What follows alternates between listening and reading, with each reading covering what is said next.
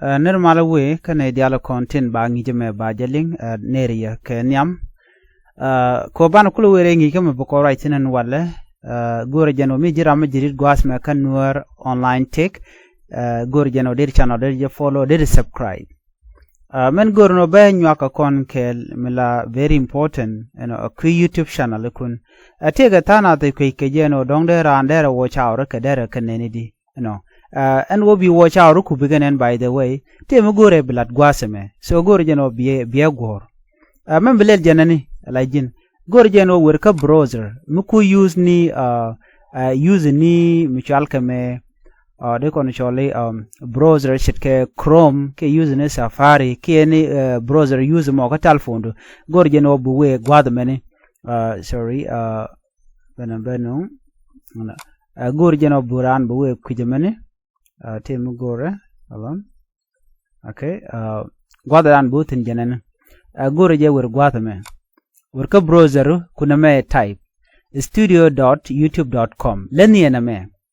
na meleni ka url me studio.youtube.com ka make sure jina ka YouTube do mishi twanya na mo shi were ka browser shi application shi bije ka application ta ka mobile shi bije ala YouTube studio shi bije ten ka shi bije ka YouTube analytics but bije ka browser na me chala browser application en kon mo application me jen yodanung yodan Chrome okay so menijin bo goro no brodu buwe ka browser mo bu werech gurna mene goro jen wo bi wo chawru ku bikenen dong mi jiram pay dunde lep kuji duob dan dong diri lel kaje gor jen me diri la ngaje nona mishi ngaj te mo goro bla let okay gur ko no bane country of resident bane jeger ko jen duob dan sinyengu chicken be kaje buwe ka setting ping gwad mene Kenya makano gwadma dong mi jiram mo chichup okay bineme bi twany okay diri nen en chiodo ndana use ka YouTube do bi reality bikenen mi jini weekend gwadma de ji nyot manante ji but before kan kon we gwad ko mi chi twanya na me che ji de nyot na mene che binung ka che ji binung wo chawru ko so men gor Kenya mangu wana ka setting gwadma twanya wur ka setting ala na mene setting me twanya mi chi twany tem bukulo nenten ba twanya ntama twanya nono mishi twany buwe ka channel werka mechelele channel lan gwat mene twanya channel temi gono binenten mishi twanya channel bejinung country of resident janene chikene menta mete ka South Africa okay jana dana che select South Africa kaji mandong diri lel diri man guji ala jin wuja noko mo diri kwanyre wintitin ko winwan ka wi titini ka weekend yal no wija nogo mo diri chu kwany ala widu okay ala jin min nogo wija ndana diri kwany diri chu gwa siana tama ba South Africa ba jalarich ba gor tene ka s gwad mene South Africa jenene ba South Africa ba chu twany tiga twenya me micha twany ba South Africa ba jino and then mambelel ngu ba chu save nije micha save che tok ba lu jok ba ben ka jen michelele hen ngore tina ka daj bodu gore bi ben ping gwadme bene me bi jeng mutike dollar sanya ne mene mutike dollar sanya ne me bi jek dollar sanya me twanya ko jen gwada danen la nyin kula ka gore no bi kawnenten ala wo charo kutin kone chilat ka bi requirement ba bi ngaje no ka ngune mishi ger gwada me ka use no computer ke use no mobile chim use no mobile tele computer bi browser Chrome bi use ke mutike jimo ko use ne Safari ke use ni menchual ke ko to kon kade ko kenten che ke Mozilla ne tegeten so ke opera ne mich login gaje ke YouTube den jen nambi ko le jegon mich twanya dollar sanya me tembe nyode dollar sanya manana che nyode be ji nyot ne mene bene me be nung chimenen kono me michelele en on YouTube men der jege YouTube titi ka kenten kon dong der ngach bi ben ping gwada me gor jeno jin bi scroll down ko bitin kon te ping gwada bi kulanen ko ste ka tungwan te gor ga no bi ngach te gor no jin point bi ka ngai ka dob dan der ka ngai ke je chana ben ping gwada me michi ben ping bi face nyam bi jenen face me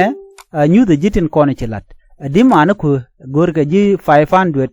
subscriber gwada me chentem right now ta ke 146 subscriber gor ka 500 we mean that check a thing atam right now chimnen kon me check thing anya gor ka 3 video me ram jidit ba 3 video ba gazil upload chenta me she tik mi ci to gwada ma gor jeno jin bu wepin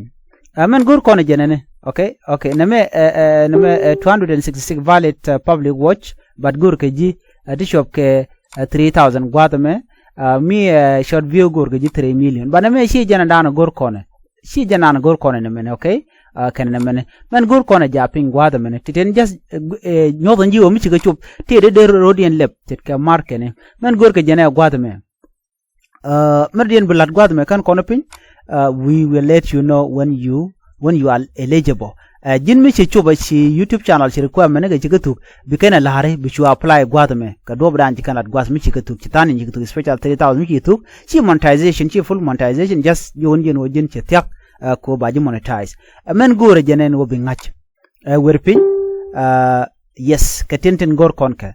men gore bi ngajene gor ka ji 1000 subscribe chete right now take 846 we mean that ngode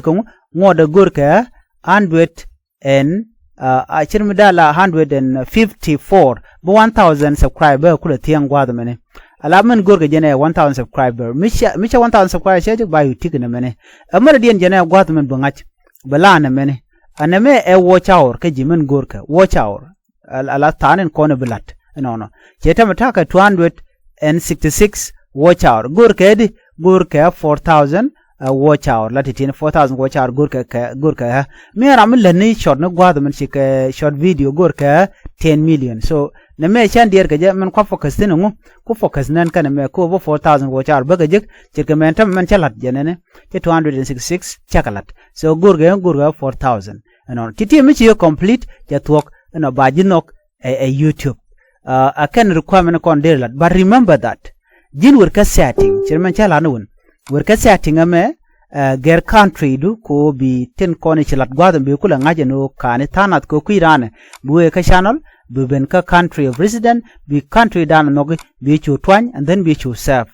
na me de la agenda na gore de nyaka konkel ko de yi dundu YouTube channel de monetize and bi ata mar ban nyo jigi den bye bye